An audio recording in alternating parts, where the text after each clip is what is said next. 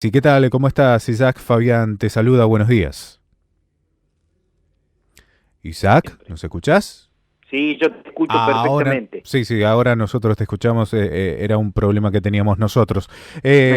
Bueno, pues bien, ¿cómo encontró a Julio con estos aumentos que subieron menos, pero tienen otra contracara por congelamiento del dólar, tarifas y las naftas contenidas? Bueno, hay un efecto sin lugar a dudas en el bolsillo, que es la desaceleración, pero nos deja una incertidumbre para futuro. Y además, con los jubilados, con jubilaciones muy atrasadas. Sí, en julio a nosotros nos dio una baja importante, o sea, como vos sabes, digamos, para recordarle a la audiencia, nosotros hacemos un relevamiento todos los meses en los negocios de cercanía de varias ciudades, en este caso estamos hablando del relevamiento que hacemos en el conurbano bonaerense.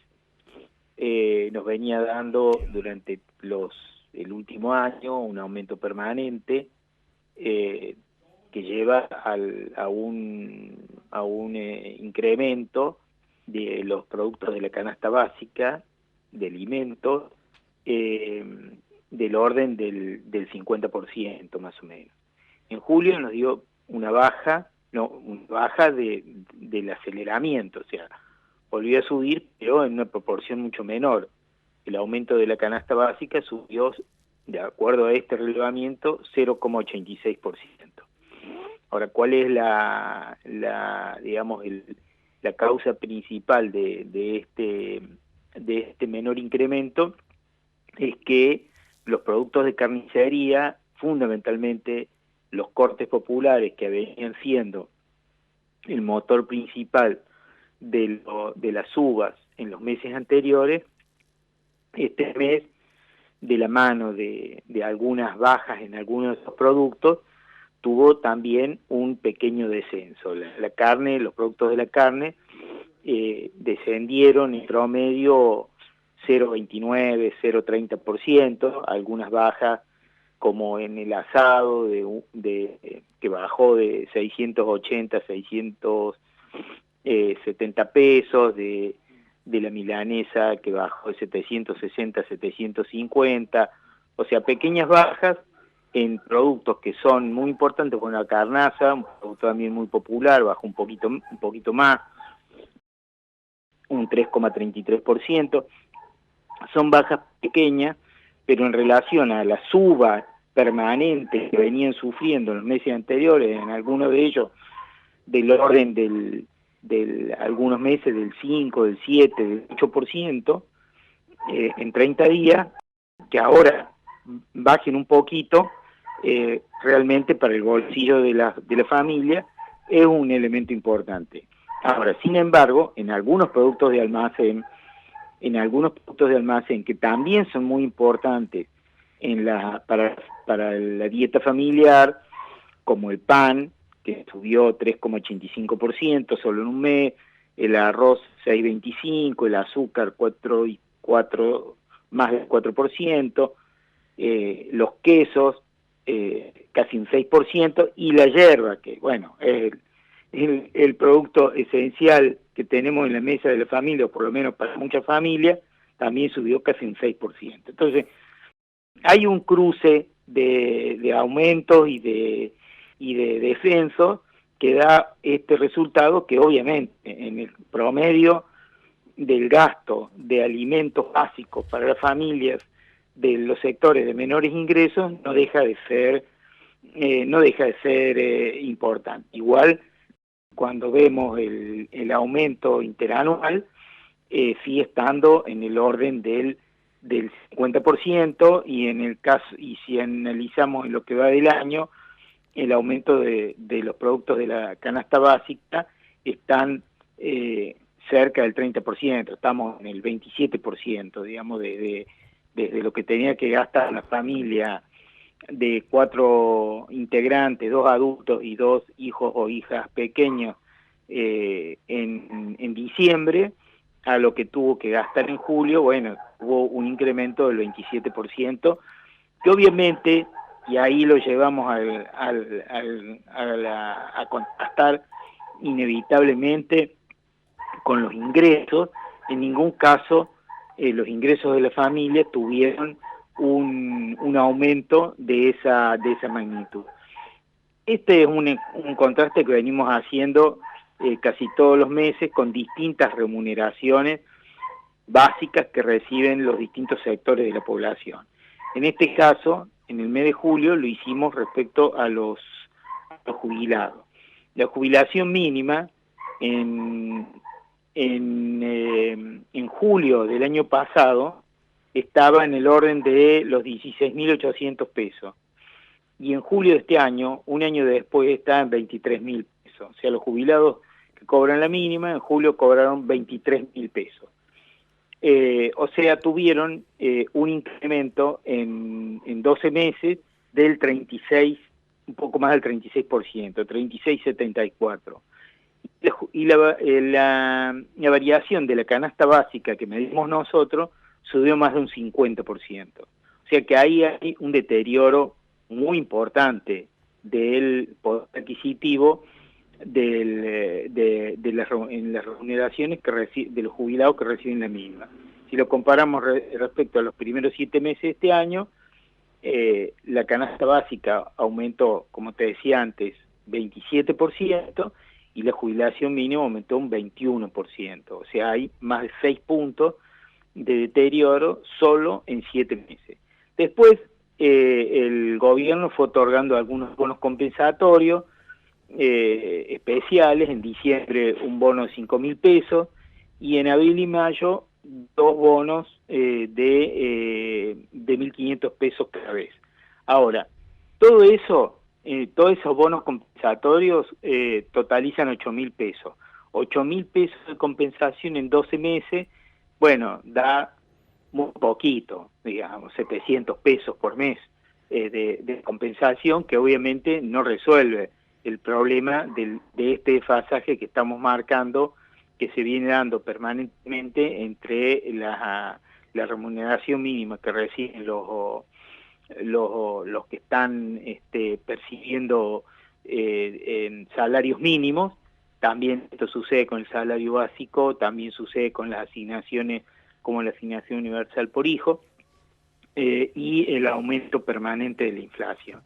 Igual, obviamente, no deja de ser un elemento alentador de que ahora, en el mes de julio, hubo un cierto, digamos, lentificación, por llamarlo de alguna manera, probablemente un cierto amesetamiento de los aumentos, pero bueno, hay que ver para adelante cómo sigue esta situación. El gobierno, como siempre decimos, hace una serie de esfuerzos para poder generar compensaciones, para poder generar, digamos, que la inflación se detenga, pero por distintos costados el motor, digamos, permanente de aumentos, de incrementos, no se detiene, y bueno, siempre, digamos, por un costado o por otro se les va derramando el agua. Veremos qué pasa en los meses siguientes, y esperemos que realmente se puedan mejorar este proceso. Ahora se anunció que para septiembre la actualización de la jubilación mínima va a estar en el orden del 12%. Esto la llevaría a la jubilación mínima a un nivel por encima del 25%, de 25.000 pesos. En realidad esto que se anunció durante esta semana o finales de... Sí, durante esta semana no es novedoso, porque ya sabíamos que en septiembre iba a tener ese nivel de incremento, de la mano de algunos otros también incrementos en el salario mínimo, pero en ningún caso alcanza a compensar, por lo menos hasta ahora, el deterioro del poder adquisitivo de estas remuneraciones y no está, o por lo menos está en cuestión, yo para no tener unas afirmaciones tan contundentes, negativas, pero por lo menos sigue estando seriamente cuestionado de que se pueda concretar este anuncio que se hizo y se reiteró en estos meses de parte del gobierno de que íbamos a tener una recuperación de 3 a 4 puntos en las remuneraciones salariales, en las jubilaciones, etc.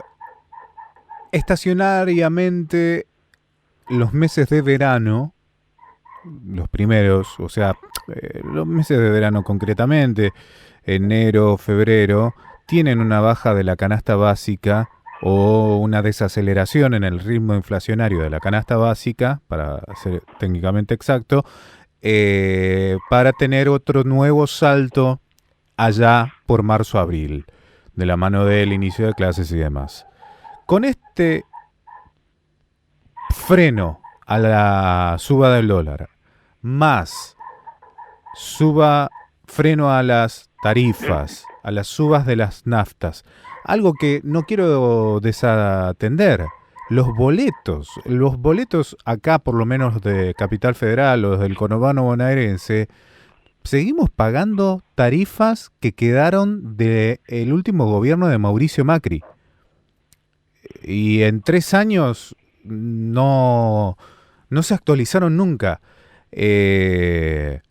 Va a haber un salto dentro del periodo de vacaciones, quiero decir, ¿es inminente ese salto de precios o porque no está siendo acompañada la desaceleración de la inflación con medidas macro que la sostengan, que sean los amortiguadores de esa desaceleración inflacionaria?